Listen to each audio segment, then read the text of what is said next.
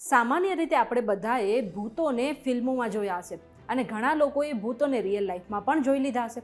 પરંતુ આ જો તમને જે કિસ્સો સંભળાવવા જઈ રહી છું એ કિસ્સામાં ભૂતોએ કબ્રસ્તાનમાં બેસીને ફિલ્મો જોઈ હતી અને એ પણ એક દિવસ માટે નહીં પરંતુ પાંચ દિવસો માટે.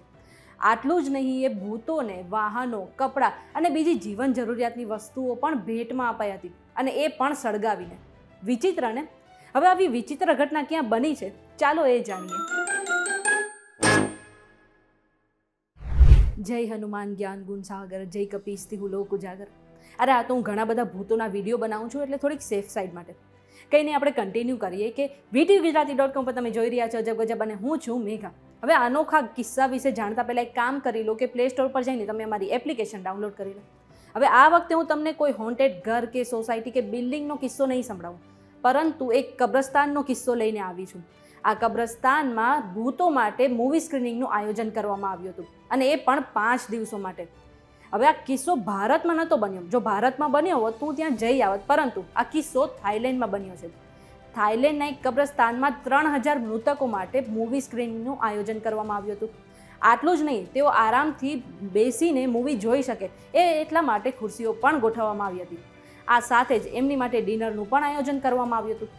વાત અહીં જ પૂરી નથી થતી. એમની માટે કાગળોમાંથી બનાવેલા વાહનો, મકાનો અને કપડાં આ સહિત જીવન જરૂરિયાતની બીજી વસ્તુઓ પણ એમને સળગાવીને ભેટમાં આપવામાં આવી હતી.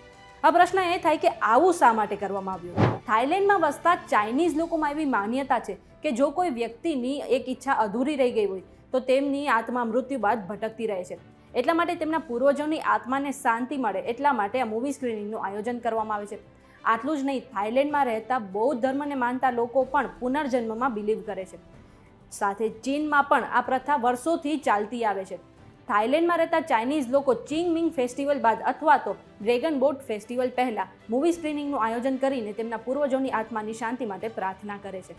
આ ઇન્ફોર્મેશન તમને કેવી લાગી અમને કમેન્ટ કરીને જરૂરથી જણાવજો.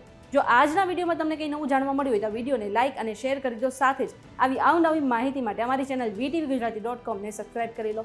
ઉપરાંત દેશ દુનિયાના બીજા સમાચાર મેળવવા માટે તમે અમારી વોટ્સએપ ચેનલ સાથે જોડાઈ શકો છો, જેની લિંક તમને ડિસ્ક્રિપ્શનમાં મળી જશે.